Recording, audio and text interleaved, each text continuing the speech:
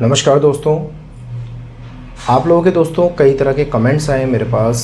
आप लोग मुझसे कई प्रश्न पूछते हैं और मैं इस टाइम आप लोगों को ना उनके जवाब दे पा रहा हूँ, ना उन चीज़ों पे प्रॉपर वीडियो दे पा रहा हूँ। इसकी वजह दोस्तों ये है कि इस समय मैं स्वास्थ्य की दृष्टि से बिल्कुल अस्वस्थ हूँ। ज़्यादा से ज़्यादा इस समय मेरा वक्त जो है वो हॉस्पिटल में जा रहा है। कई तरह की प्रॉब्लम्स हो गई हैं, लीवर इन्फेक्शन हो गया है, हेपेटाइटिस हो गया है और साथ ही साथ जॉइंटिस की भी प्रॉब्लम आ गई। इस वजह से ना तो वीडियो आ पा रही है, ना ही आपके कमेंट्स के रिप्लाई मैं दे पा रहा हूँ।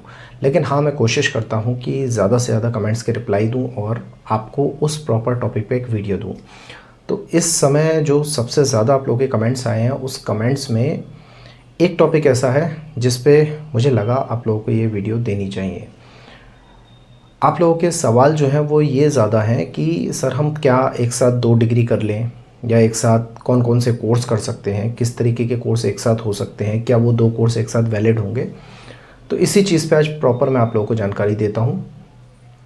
देखिए, सीधे सीधे मैंने यूजीसी के लेटर को डिस्क्रिप्शन में आप लोग कहेंगे तो डाल दूंगा। बाकी उसके कुछ पॉइंट्स हैं, वो आपके मेन पॉइंट्स जो मैंने फ़िल्टर करके निकाले हैं, उस पॉइंट्स के बारे में मैं आप लोगों को बता देता हूँ।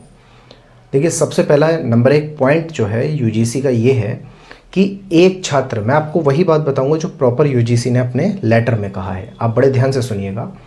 एक छात्र भौतिक मोड में 2 पूर्णकालिक शैक्षणिक कार्यक्रम कर सकता है, बशर्त कि ऐसे मामले में एक कार्यक्रम का कक्षा का जो समय होगा वो दूसरे कार्यक्रम के कक्षा के समय के साथ ओवरलैप ना करे।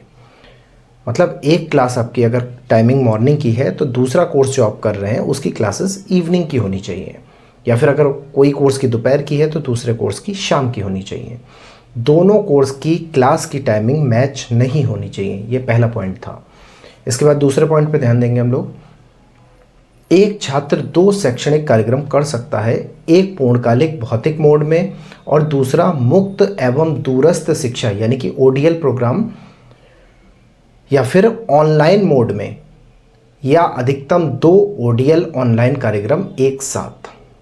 इस पॉइंट को फिर से समझ लेते हैं। एक छात्र एक शैक्षणिक सत्र में 2 कोर्स कर सकता है। पहला भौतिक रूप से करे और साथ साथ में जो दूसरा करे वो मुक्त या दूरस्थ माध्यम से करे, यानी कि ओपन एजुकेशन, या फिर उसको ऑनलाइन मोड के साथ कर सकता है। ये इसका दूसरा पॉइंट है। तीसरा पॉइंट देखेंगे। ओडीएल या फिर ऑनलाइन मोड के तहत डिग्री या डिप्लोमा कार्यक्रम केवल ऐसे उच्च शिक्षा संस्थान द्वारा ही कराए जाएंगे जिन्हें ऐसे कार्यक्रम चलाने के लिए यूजीसी या फिर सांविधिक परिषद या फिर भारत सरकार द्वारा मान्यता प्राप्त हो।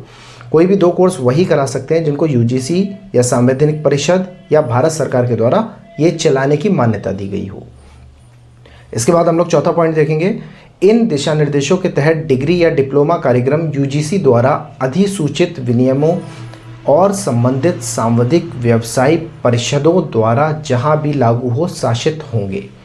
मतलब ऐसे कार्यक्रम यूजीसी द्वारा उन्हीं जगहों पे चलाए जाएंगे या उन्हीं परिषदों में चलाए जाएंगे जहां पे यूजीसी ने इन चीज़ों को लागू किया है।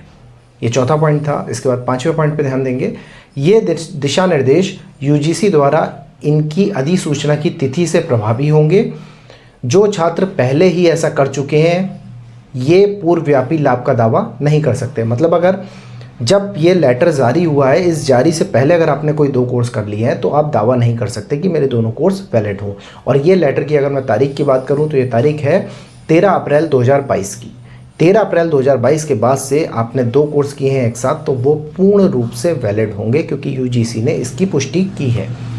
अब इसके बाद यूजीसी ने एक इम्पॉर्टेंट जानकारी भी दी है। वो जानकारी ये है कि यूजीसी ने ये दिशा निर्देश अपने जारी किए हैं, लेकिन साथ ही साथ उन्होंने राज्य सरकार से ये कहा है कि यदि राज्य सरकार इस तरीके की कोई भी फैसला लेने के लिए बाध्य नहीं है, वो अपने विवेक के अनुसार इस तरीके का फैसला ले सकती है। वो एक साथ 2 कोर्स को किसी भी गवर्नमेंट जॉब में वैलिड भी कर सकती है, और यदि वो वहाँ पे नहीं करना चाहती तो वो उसको इनवैलिड भी कर सकती है। राज्य सरकार पे यूजीसी ने किसी भी तरीके का दबाव नहीं बनाया है।